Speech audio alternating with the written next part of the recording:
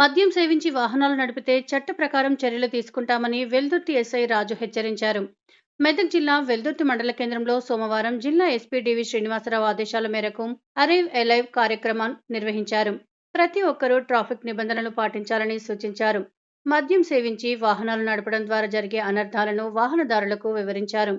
Rash driving చేసేవారిపై చర్యలు తీసుకుంటామని అన్నారు.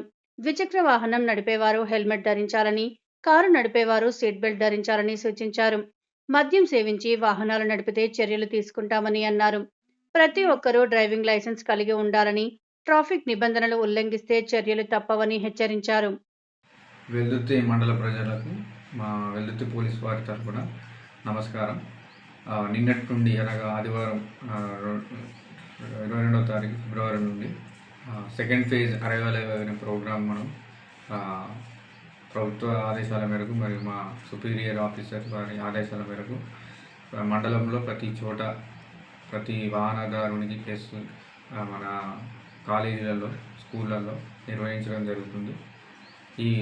దీనిలో భాగంగా మనం రోడ్డు భద్రత నియమాలు అనేవి ప్రజలకు సూచనలు ఇవ్వడం జరుగుతుంది. అందులో భాగంగా ప్రజలు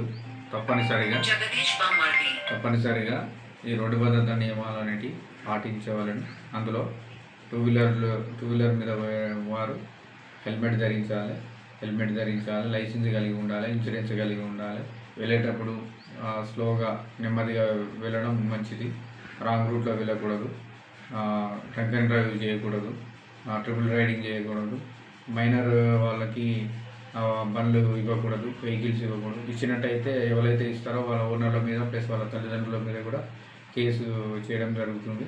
అట్లే 4 వీలర్ నడిపే వాళ్ళు కూడా సీట్ బెల్ట్ ధరించాలి.